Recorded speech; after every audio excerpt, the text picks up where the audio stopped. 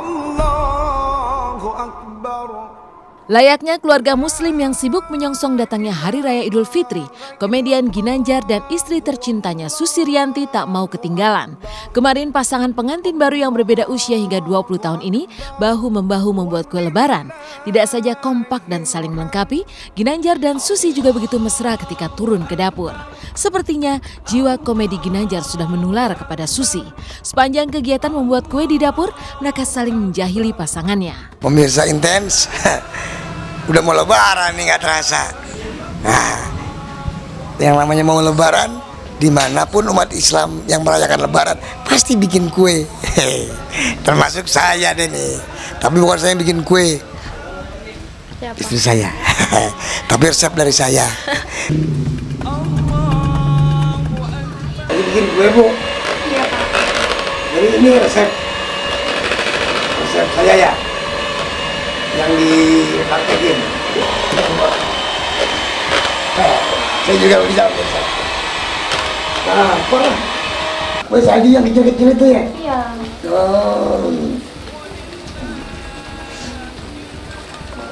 Kok nggak jadi sih?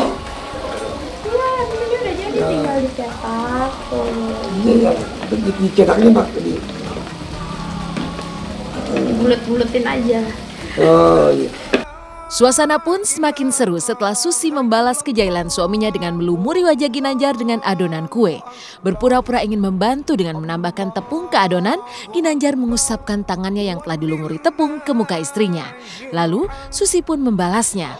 Begitu seterusnya saling membalas. Keduanya seperti terlena hingga akhirnya mereka tersadar kalau oven yang akan digunakan untuk memanggang kue masih tertinggal di rumah orang tua Ginanjar. Jadi bulan-bulan begini, ya kan?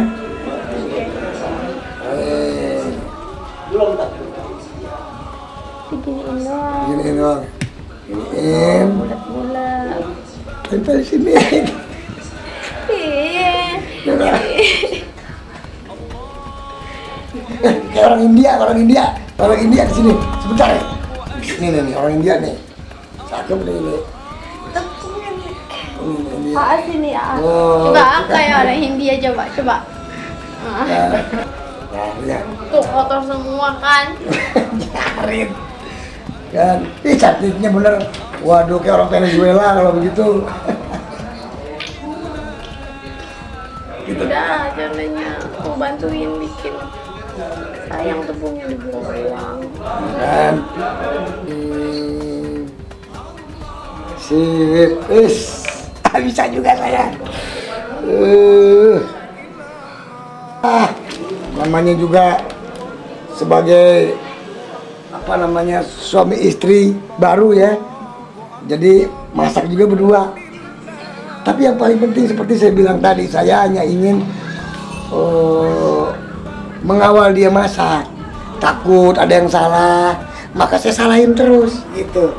Kalau udah benar, maka umpamanya masakannya bagus, enak, saya bilangin namanya juga istri tercinta gitu kan.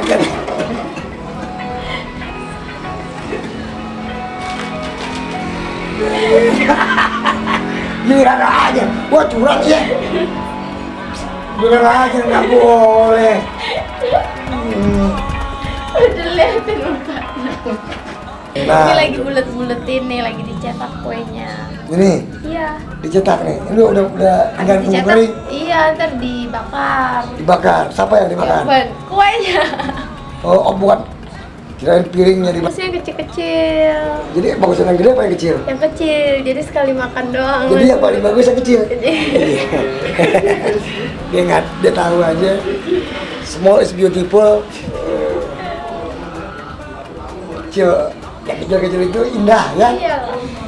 Makanya Uci senang yang kecil-kecil kan? Iya, makanya dapat suami juga Kecil. anak kecil. Iya. Tapi anak kecil Bisa bikin anak kecil. nah, bisa bikin anak kecil. Tapi sekarang belum terbukti. Anak kecil dari Pantai Carita, biar kecil idola wanita. Di oven. Tapi ovennya lagi diambil dari rumah. Maklum pengantin baru ya. Belum punya alat-alat kue. Opennya lagi di close. Iya kan? Oven bukan oven, oven. Oven. Oh, Pan. Bisa nggak di nih masukin sini gitu. Jangan dong. Iya. Ini bukan. Nggak bisa. Jangan kayak gitu. Ih. Jadi enak nggak Nggak rasanya? mau, jangan lah. Ya coba ntar pasti enak kan, belum pernah ngerasain. Ya dia sih cuma Ih. Jangan udah. kan ini anggapnya kentang. Jangan. Masuk. Ih. Udah deh nggak mau masak. Oh. Nah, bisa. Udah lihat kan bagaimana istri saya masak, temenin saya mempraktekkan resep yang saya berikan kepada dia. Apa hasilnya? Muka pada cemong. Kita belum tahu bagaimana rasanya masakan istri saya. Saya yakin karena istri saya yang masak, dijamin. Jamin apa? Dijamin nggak enak. Allahu Akbar walillahil hamd. Seolah tak mau kalah dari Ginanjar dan istrinya, Mandala yang terlanjur kesemsem kampung istrinya, jelang lebaran ini mendatangi tempat pembuatan jenang kudus. Tidak hanya melihat aktivitas para pembuat jenang serta proses pembuatannya, Mandala pun melepas atribut keartisannya. Ayah satu anak ini turun langsung ikut mengaduk adonan yang panas. Ada sensasi tersendiri yang dirasakannya ketika terlibat langsung dalam pembuatan dodol khas Kudus. Jadi jenang ini masih tradisional banget. Kenapa kita pilih tempat yang seperti ini dan belusukan banget? Kenapa? Karena emang tidak menggunakan bahan kimia, masih alami, dan rasanya juga luar biasa. Yuk kita masuk ke dalam yuk, pengen tahu cara pembuatannya kan? Ayo. Nah ini cara pembuatannya nih. Saya nggak makan, Pak. Saya nyobain bungkus aja nih. Hah?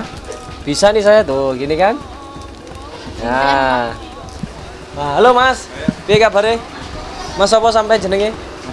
Ahmad, Mas Rofi. Hah? Mas Rofi. Mas Rofi. Oh ya, Mas Rofi saya mau nanya-nanya boleh nggak? Ya. Ini apa ini Mas Rofi? Ketan sama Hah? santan. Ketan sama santan. Nah ini prosesnya gimana dulu nih Mas Rofi? Coba jelasin. Nah, ya ini gula kelapa sama santan di. Oh ini gula kelapa. Gula kelapa sama santan direbus. Ini ketan jadi tepung. Hah? Ketan sama tepung dicampur diaduk. Ini ketan sama tepung dicampur. Diaduk terus. Diaduk. Tepung apa ini? Ya tepung ketan. Tepung ketan. Iya. Namanya tepung ketan. Oh diaduk sampai kental. Ya sampai kental. Terus dicampur ke sini. Campur ke situ. Oh, terus dibiarin berapa lama? Lama sampai mengental terus dikasih gula putih. Diaduk dah. Hasilnya seperti ini setelah dicampur ya. Hasilnya kayak gini Mas ya. Iya Pak. Namanya Pak siapa Pak? Pak Arifin. Pak Arifin. Ya ini diaduk sampai gimana Pak? Kelihatan sampai mateng tuh gimana? Warnanya atau itu gimana Pak? Hah? Tadi kan itu gula merah sama santan. Sampai putih. Sampai putih ya? Iya. Berapa lama Pak ngaduknya? 4 jam. Pak saya ngaduk boleh nggak Pak? Oh iya. Iya, ntar bayar Pak ya. 100.000 Pak 1 menit. Wah, wah. Waduh. Gayung. Oh salah ya? Salah. Gimana Mas Mandala rasanya berat? Tuh. Hah? Ntar dulu tuh kameranya ke sana. Ya, aduh. Lumayan berat nih. Gempor juga. Tuh. Kalau rasain dulu. Tapi enak loh harumnya. Tuh. Kan? Tuh. Jadi aduk sampai 4 jam sampai kelihatan putih menyatu semuanya. Ini Pak Arifin ya? Oh, iya. Udah punya istri belum? Udah. Oh, udah, alhamdulillah. Kalau belum nanti saya jodohin Pak. Nah, iya. Nah, ini sampai 4 jam terus diapain lagi? Ah, udah jadi habis itu? Udah. Oh, jadinya kayak gimana Pak? Lain dengan keseruan keluarga Ginanjar dan Mandala, jelang lebaran Cakrakan masih sibuk kejar setoran mencari uang buat bekal mudik. Manggung di Kolaka, Cakra ingin membawa uang banyak saat pulang ke Pangandaran, Jawa Barat. Lantas seperti apa serunya ketika Cakra beraksi mengguncang Kolaka? Saksikan hanya di Intens di segmen berikutnya.